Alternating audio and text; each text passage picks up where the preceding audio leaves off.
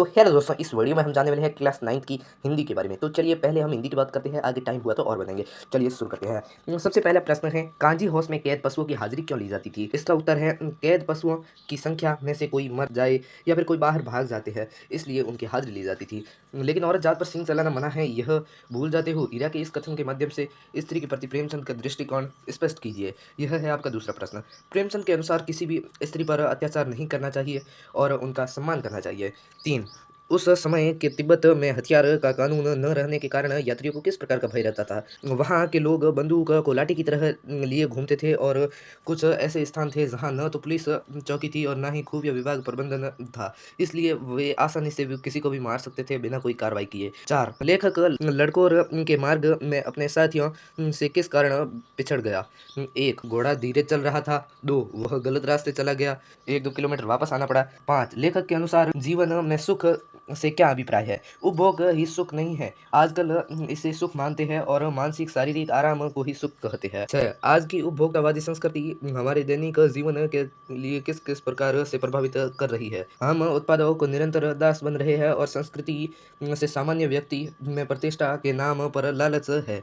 हम अपनी सांस्कृतिक पहचान खो रहे हैं और विज्ञापनों के प्रभाव से हम दिग्भ्रमित हो रहे हैं। 7, किस घटना से सालिम अली की जीवन की दिशा को बदल दिया और उन्हें पक्षी प्रेमी बना दिया? बचपन में सालिम अली ने एयर गन से गोरैया को घायल कर दिया, उसी दिन से पक्षियों की खोज में लगे। सालिम अली ने पूर्व प्रधानमंत्री के सामने पर्यावरण से संबंधित किन संभावित खतरों का चित्र खींचा होगा जिससे उनकी आंखें नम हो गई? उन्होंने केरल में साइलेंट वैली के खतरे के बारे में बात की। रेगिस्तान में गर्म हवा के कारण पक्षी मर रहे थे, इसलिए उनकी आंखें नम हो गई। 9, लॉरेंस की पत्नी फ्रीडा ने ऐसा क्यों कहा होगा कि मेरी छत पर बैठने वाली गोरैया ही लॉरेंस के बारे में ढेर सारी बात जानती है? डीएच लॉरेंस प्रकृति प्रेमी थे और वे गोरैया के पास समय बिताते थे, इसलिए उन्होंने ऐसे कहा होगा। 10, आपने यह व्यंग्य पढ़ा, इसे पढ़कर आपको लेखक की कौन सी बातें आकर्षित करती है? लेखक सफल व्यंग्यकार है पर प्रेमचंद पर व्यंग्य लिखने से डरता है। लेखक साहित्यकारों की आर्थिक दशा को देखकर चिंतित है और आज के लोग दिखावे की प्रवृत्ति के है, ऐसी स्थिति में व्यंग्य करना चाहते हैं। पाठ में टीले शब्द का प्रयोग किन संदर्भों को इंगित करने के लिए किया गया होगा? टीला मार्ग की रुकावटें व बाधा उत्पन्न करने वाले लोग, सामंती आदि जैसे समाज का शोषण की प्रवृत्ति, अन्याय, छुआछूत, जाति पाति को ध्वस्त करने का प्रयास किया है। 12, लेखिका उर्दू फारसी क्यों नहीं सीख पाई? लेखिका को उर्दू फारसी सीखने में रुचि नहीं थी। एक मौलवी साहब को लेखिका को उर्दू फारसी भाषा सिखाने के लिए लाते तो वह चारपाई के नीचे छुप जाती। 13, मानसरोवर से कवि का क्या आशय है? 1, पवित्र मन रूपी पवित्र सरोवर। 2, हिमालय की स्थिति में मानसरोवर झील है। 14, मनुष्य ईश्वर को कहाँ कहाँ ढूंढता फिरता है? मंदिर, मस्जिद, काबा, काशी, योग साधना, पूजा, कर्मकांड, वैराग्य अपना कर आदि जगह ढूंढता है। 15, कबीर ने ईश्वर को सब सांसों की सांस में क्यों कहा है? ईश्वर हर प्राणी के जीवन में निवास करता है, ईश्वर ही प्रकृति का रचयिता व पालनहार है, इसलिए सब श्वासों की सांस में कहा है। 16, रस्सी यहाँ किसके लिए प्रयुक्त हुआ है और वह कैसी है? रस्सी जीवन जीने वाले साधनों व स्वभाव में कच्ची अथवा नश्वर है। 17, कवयित्री का घर जाने की चाह से क्या तात्पर्य है? वह मुक्ति व मोक्ष पाने की इच्छा जता रही है। 18, ज्ञानी से कवयित्री का क्या अभिप्राय है? जिसे सम्यक ज्ञान अर्थात संपूर्ण ज्ञान हो उसे ज्ञानी कहा जाता है। 19, ब्रजभूमि के प्रति कवि का प्रेम किन किन रूपों में अभिव्यक्त हुआ है? वे इस जन्म में ही नहीं बल्कि वे ईश्वर का ग्वाला, पशु पक्षी, पत्थर या श्री कृष्ण की प्रिय वस्तुओं का सामीप्य पाना चाहते हैं। 20, कालिंदी कूल कुदम्ब की डारन में कौन सा अलंकार है? अनुप्रास अलंकार। स्वांग किसे कहते हैं? दूसरे के रूप में वेशभूषा, हाव भाव की नकल, वैसे ही रूप धारण करना स्वांग कहलाता है। 22, कोयल की कूक सुनकर कवि की क्या प्रतिक्रिया थी? कवि की यातनाओं को देखकर रो रही है या फिर अंग्रेजों के खिलाफ क्रांति जगाने की चाह रही है। 23, हथकड़ियों को गहना क्यों कहा गया है? अपराधियों को नियंत्रित करने के लिए पहनाई जाती है क्योंकि वे स्वतंत्रता सेनानियों को हथकड़ियों पहनाई जाती है जिससे उनका गर्व बढ़ता है। 24, कवि ने गांव को हरता जन्मन क्यों कहा है? गांव का प्राकृतिक वातावरण, पक्षियों का विहार, फसलों पर पड़ रही धूप, अनेक सब्जियां पर तितली व गंगा के तट पर तरबूजों की खेती होती है जिससे इन्होंने हरता जन्मन कहा है। 25 गाँव को मरकत डिब्बे सा खुला क्यों कहा गया है? चारों ओर हरियाली, हेमंत व वसंत ऋतु की धूप हरियाली पर सुंदर चमक बिखेर देती है। पन्ना हरे रंग का होता है। गांव का परिवेश खुला है, इसलिए मरकत डिब्बे सा खुला कहा है। 26 अरहर और सनई के खेत को कवि को कैसा दिखाई दे रहा है? अरहर और सनई पक जाती है तो बालियां पक कर सूख जाती है और करधनी की तरह मधुर आवाज उत्पन्न करती है। 27 मेघों के लिए बंठन के संवर के आने की बात क्यों कही है? मेघों के आने पर गांव वालों के मन में ठीक वैसा ही उल्लास होता है जैसा किसी सजे हुए संवरे दामाद के गांव में आने पर होता है। 28 सुविधा और मनोरंजन के उपकरणों से बच्चे वंचित क्यों हैं? गरीब परिवारों में की आर्थिक स्थिति खराब होने पर छोटे बच्चों को काम पर जाना पड़ता है और सरकार ने बाल श्रम के लिए कठोर कानून बना रखा है। 29 बच्चों का काम पर जाना धरती के एक बड़े हादसे से के समान क्यों है? उस अवस्था में पढ़ने लिखने खेल कूद से वंचित होकर काम पर जाते हैं, ये एक अन्याय है और उनका भविष्य अंधकार की ओर डूब रहा है, इसलिए धरती के हादसे के समान कहा गया है। 30 बाढ़ की खबर सुनकर लोग किस तरह की तैयारी करने लगे?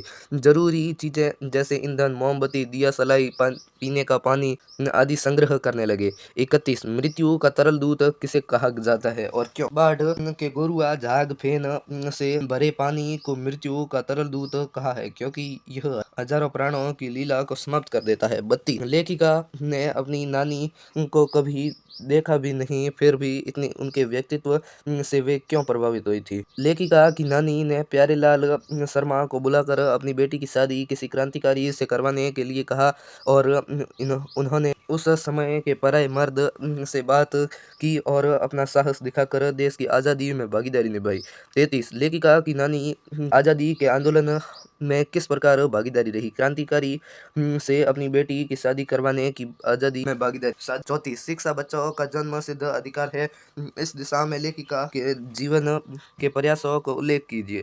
लेखिका कर्नाटक के छोटे कस्बे बागलकोट में जब गई तो 2 बच्चों के पढ़ने की व्यवस्था नहीं थी, तो उसने बिशप से कहा एक स्कूल खोले। फिर खोली गई और सामान्य वर्ग व अफसरों सभी के बच्चे पढ़ते थे। 35 रामस्वरूप का अपनी बेटी को उच्च शिक्षा दिलवाना और विवाह के लिए छिपाना, यह विरोधाभास उसकी किस व्यवस्था को उजागर करता है? रामस्वरूप स्त्री शिक्षा का समर्थक एवं प्रगतिशील विचारों वाला व्यक्ति है, इसलिए अपनी बेटी को बीए तक पढ़ाया। जब विवाह की बात आई तो वर पक्ष वाले अनपढ़ व मैट्रिक पास चाहते थे। और मोस्ट है प्रेमचंद व सुमित्रा नंदन पंत का जीवन परिचय।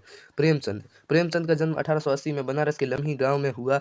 उनका मूल नाम धनपत राय व सन 1936 में इस महान कथाकार का देहांत हो गया। प्रेमचंद की कहानियां मानसरोवर के 8 खंडों में संकलित है। सेवा सदन, प्रेमाश्रम, रंगभूमि, कायाकल्प, निर्मला, गबन, कर्मभूमि, गोदान उपन्यास है।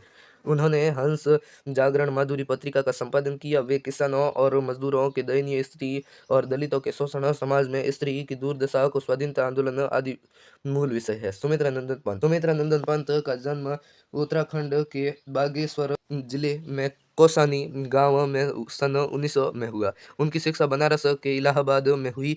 छायावादी कविता के प्रमुख स्तंभ रहे सुमित्रा नंदन पंत का काव्य साहित्यिक 1916 से 1977 तक फैला। वह सन 1977 में उनका देहांत हो गया। अपनी जीवन दृष्टि में विभिन्न चरणों में छायावाद, प्रगतिवाद, अरविंद दर्शन से प्रभावित हुए। वीणा, ग्रंथि, गुंजन, ग्राम्या, पल्लवन, युगंत, स्वर्ण किरण, स्वर्णधूलि, कला और बूढ़ा चांद, लोकायतन, चिदम्बरा काव्य कृतियां हैं और साहित्य अकादमी पुरस्कार, भारतीय ज्ञानपीठ पुरस्कार, सोवियत लैंड नेहरू पुरस्कार से सम्मिलित किया गया। आधुनिक हिंदी कविता के नवीन अभिव्यंजना पद्धति का काव्य भाषा से समृद्ध किया। भावों की अभिव्यक्ति के लिए सटीक शब्दों के चयन के कारण उन्हें शब्द शिल्पी भी कहा गया है। तो प्रश्न आने की संभावना है कि शब्द शिल्पी किसे कहा गया है।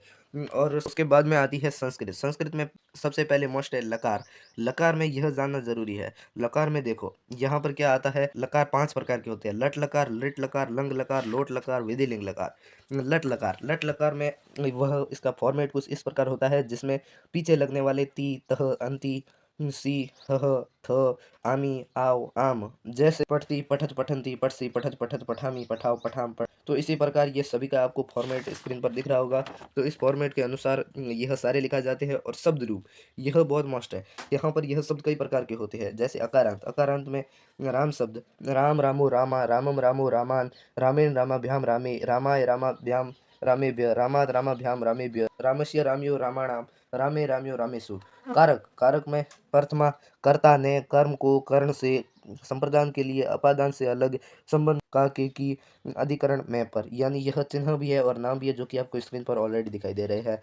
एक पदेन उत्तरत लिखत, यानी यह आपके जिस प्रकार पाठ आए हुए हैं उसमें से कुछ मोस्ट प्रश्न है। सरसा रसाला कदा लसंती, स्वर्ण काकः कान अखादत तंडुलान, मल्लिका पूजार्थ सखी भी सह कुत्र गच्छति स्म, काशी विश्वनाथ मंदिरम, विततः सिंहः कीदृश भवति अक्षिणः, कः तंद्रालु भवति बालः, वाणिक्य पुत्रस्य किं नाम आसीत् जीर्णधनः, कः बाल्ये विद्याः न अधीनावान् तपोदतः, मकरालय कः शिलाभिः सेतु बबंध, राम आयत लोचना का अस्ति सीता, मानव कुत्र सुरक्षित तिष्ठ, पर्यावरण कुक्षो, यानी पर्यावरण की कोख में, अजात शिशु कुत्र सुरक्षित तिष्ठ मात्र गर्भे, अन्नस्य कीदृश भागः मनः अनिष्टः, मनः कीदृशं भवति अन्नमयम्। दो पूर्ण वाक्य लिखत।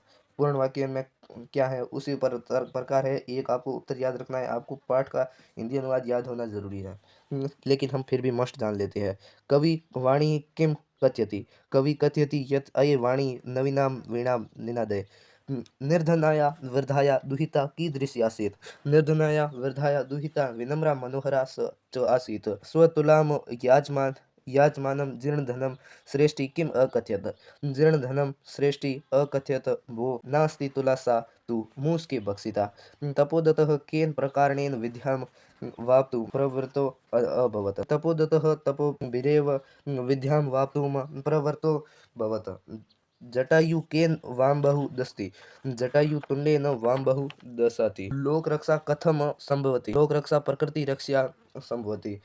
और आगे दिखाई दे रहा है विलोम पद, कठोरम मृदुम, कटु मधुरम, शीघ्रम मंद मंदम, प्राचीनम नवीनम, नीरस सरस, पश्चात पूर्वम, हसितुम रोदितुम, अधः ऊपरी, श्वेत कृष्ण, सूर्यास्त सूर्योदय, सुप्त प्रबुद्ध, विलपंती हसंती, आर्य अनार्य, राक्षसेन्द्रेण देवेंद्रेण, पाप कर्मणा पुण्यकर्मणा, क्षिप्र सम मंदम, विग्रहयेत प्रशंसेत, वृद्ध युवा, वामेन दक्षिणेन, अतिक्रम्य अनतिक्रम्य, गरिष्ठ अनिष्ट, अधः ऊर्ध्वः, एकवारं भूयो अपि, अनवधितम अधितम, किंचित भूयः। और अगला टॉपिक है संधि। संधि में स्वर संधि के 5 प्रकार है। दीर्घ संधि, गुण संधि, वर्धी संधि, यण संधि, अयादि संधि। दीर्घ संधि, समान स्वर के मिलने से दीर्घ स्वर का निर्माण होता है। समान या असमान स्वर मिलने से दीर्घ स्वर का निर्माण होता है, उसे दीर्घ स्वर कहते हैं। जिसमें अ प्लस अ, आ प्लस आ व आ प्लस आ व आ प्लस आ। जैसे रामानुज में राम धन अनुज, जिसमें रामानुज बन गया। और है गुण संधि, अ या आ के बाद ई उ री आवे तो क्रमशः ई का ए, उ का ओ, री का र, अर व री का अल हो जाता है। जैसे परम धन ईश्वर परमेश्वर। वृद्धि संधि, अ या आ के बाद में ए ओ आवे तो क्रमशः ए का आई व ओ का औ हो जाता है। यण संधि में अ या आ के बाद कोई असमान स्वर आवे तो ई का य, उ का व, री का ल व री का र हो जाता है। जैसे पितृधन आज्ञा पितराज्ञा। अयादि संधि, अ या आ के बाद में ए ओ तो अय हो जाता है, आई हो तो आय हो जाता है, ओ हो तो अ हो जाता है व औ हो तो आ हो जाता है। जैसे गोधन अक्ष गवाक्ष गवाक्ष, नए धन इका नायिका। प्रश्न निर्माण, कदा कब कीदृश कैसा किमर्थ क्यों कति कितने कथम कैसे। दिए गए वाक्यों में लिंग वचन विभक्ति अव्यय की पहचान करना है। वो वाक्य के अंत में प्रश्नवाचक चिन्ह लगाना है। यह फॉर्मेट है। और यह कुछ इस प्रकार आपको सारे दिखाई दे रहे हैं फॉर्मेट। गणित कुछ इस प्रकार है। इसी के साथ हम इस वीडियो को करते हैं, मिलते हैं हम अगले वीडियो में। तब तक के लिए धन्यवाद। वह जो भी मैंने जो बीच बीच में दिखाया है और आगे जो दिखा रहा हूँ, इनका स्क्रीनशॉट ले लेना।